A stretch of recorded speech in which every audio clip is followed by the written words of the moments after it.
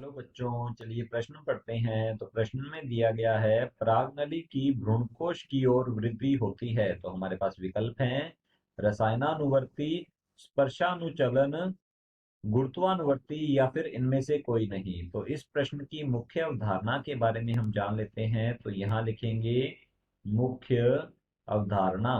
इस प्रश्न की मुख्य अवधारणा है हमारे पास परागनली, परागनली की गति। परागनली की जो गति है वो किस प्रकार से होती है ये हम जान लेते हैं।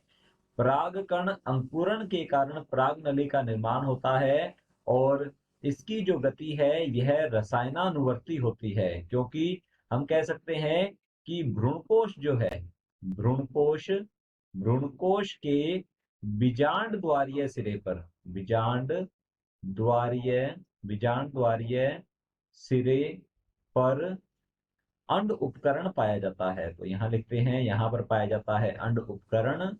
तो यहाँ हम लिखेंगे अंड उपकरण।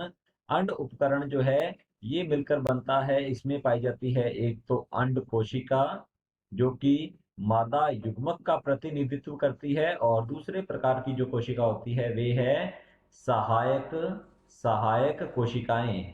सहायक कोशिकाएं जो है ये संख्या में होती हैं दो, और यदि इनके आधारीय भाग की बात की जाए, इनके आधार पर पाया जाता है तंतु रूप समुच्चय। तो यहाँ लिखते हैं इनके आधार पर तंतु रूप समुच्चय पाया जाता है, और यह तंतु रूप समुच्चय जो है विशेष रसायनों का स्रावण करता है। तो यहाँ लिखते हैं यह विशेष रसायनों का स्रावण करता है, और ये जो रसायन है ये परागनली के लिए संकेत होते हैं। ये परागनली को वृद्धि के लिए हम कह सकते हैं एक प्रकार से आकर्षित करते हैं। तो हम यहाँ लिखेंगे परागनली को परागनली को आकर्षित परागनली को आकर्षित करते हैं करते हैं।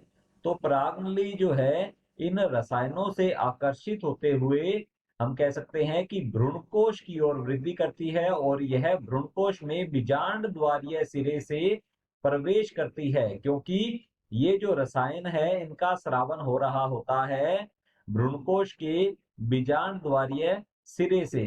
तो परागनली की जो गति है या फिर इसकी जो वृद्धि है यह होती है रसायनानुवर्ती। तो यहाँ लिखते हैं इसकी गति या इसकी वृद्धि जो है यह रसायनानुवर्ती होती है, क्योंकि यह रसायनों की ओर आकर्षित होकर वृद्धि करती है।